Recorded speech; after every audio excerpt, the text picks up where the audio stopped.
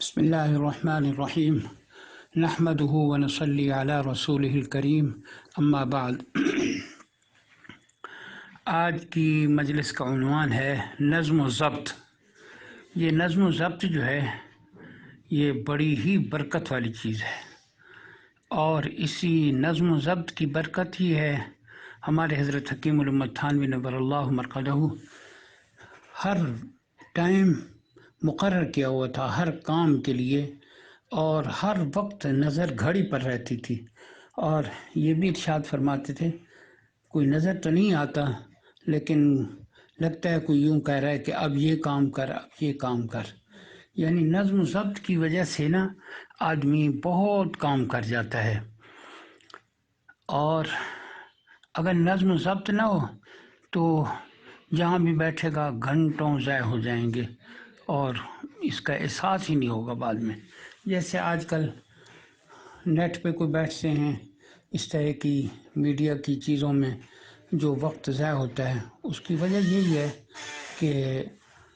نظم و ضبط نہیں ہے۔ اگر کسی نے ضروری دیکھنا ہے نیٹ کو، کوئی ضروری معلومات لینی، اس کا ایک ٹائم مقرر کر لے۔ اور اس طرح سے پہلے بزرگوں کا آتا ہے وہ اتنی قرآن پاک کی منزل پڑھتے تھے، تو اس کی وجہ بھی یہی ہے، ان کا نظم و ضبط تھا۔ تو آج بھی ہم اگر نظم و ضبط اپنا مقرر کر لیتے ہیں، ایک عام آدمی بھی قرآن کریم کا ایک سپارہ جو ہے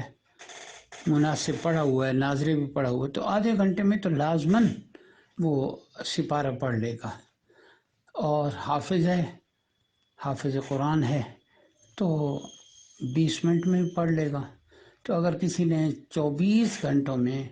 صرف 2 گھنٹے اس کے لیے قرآن پاک کے لیے رکھ لیے، یا 1 گھنٹہ رکھ لیا، تو اس کے لیے حافظ کے لیے 3 سپارے ہو جائیں گے، اور اگر عام ناظر قرآن پڑھا ہوا ہے تو وہ 2 سپارے پڑھ لے گا۔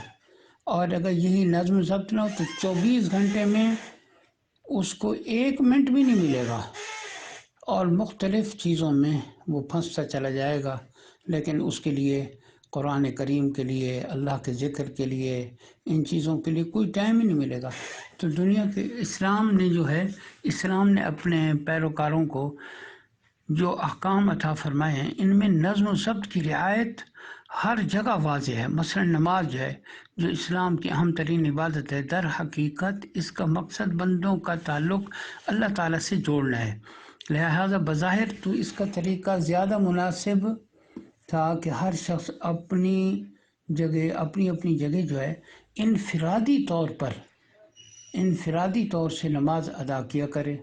لیکن اسلام نے صرف نماز ادا کرنے کا حکم نہیں دیا، بلکہ اس بات کی تاکید فرمائی کہ ہر فرض نماز حتی الامکان مسجد میں جماعت کے ساتھ ادا کی جائے، اور جماعت میں بھی اس بات کو ناگزیر قرار دیا کہ نماز پڑھنے والے اپنے میں سے کسی شخص کو اپنا امام بنا لیں، اور پھر نماز کی ہر نقل و حرکت میں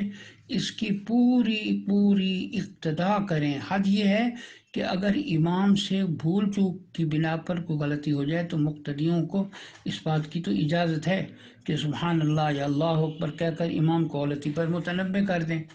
لیکن امام کی اقتداء چھوڑ کر اپنی نماز درست کرنے کی اجازت نہیں، کیونکہ یہ بات نظم و ضبط کے خلاف ہے۔ حضرت ابو مسعود بدری صحابی ہیں رضی اللہ عنہ، فرماتے ہیں آن صلی اللہ علیہ وسلم نماز میں ہمارے کندھوں کو ہاتھ لگا کر فرمایا کرتے تھے کہ سیدھے رہو، آگے پیچھے مت ہو، ورنہ تمہارے دلوں میں اختلاف پیدا ہو جائے گا۔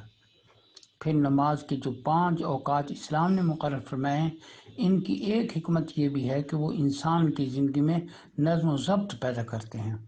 اللہ تعالیٰ کی طرف سے حکم یہ بھی دیا جا سکتا تھا کہ ہر شخص جس وقت چاہے 5 نمازیں پڑھ لیا کرے، لیکن نمازوں کے 5 اوقات مقرر فرما کر اسلام نے ایک مسلمان کی پوری زندگی کو منظم بنا دیا ہے۔ اس طریقے سے ایک نمازی مسلمان اپنے 24 گھنٹے کے معمولات کو بڑی آسانی سے 5 حصوں پر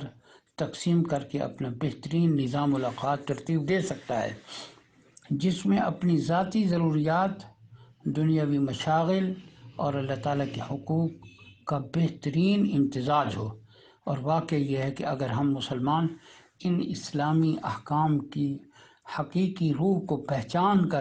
اپنی زندگیوں کو منظم کرنے کی عادت ڈالیں تو ہماری بے شمار مشکلات خود بخود ختم ہو سکتی ہیں۔ لوگ عام طور پر کہتے ہیں ٹائم نہیں ملتا فلاں چیز کے لیے، نیکی کے لیے، فلاں نیکی، ٹائم ہی نہیں ملتا جی، کوئی نیک کام کہو اس کے لیے بڑا مشکل ہے جی ٹائم۔ تو یہی اگر نظم و ضبط ہو تو ہر کام کے لیے وہ اپنا نظم و ضبط میں کام کر سکتا ہے اور بڑے عظیم عظیم کام کر سکتا ہے۔ اللہ تعالیٰ ہماری زندگی بھی اللہ تعالیٰ منظم فرما دیں اور اللہ تعالیٰ اس کی فکر عطا فرما دیں۔ السلام علیکم ورحمۃ اللہ۔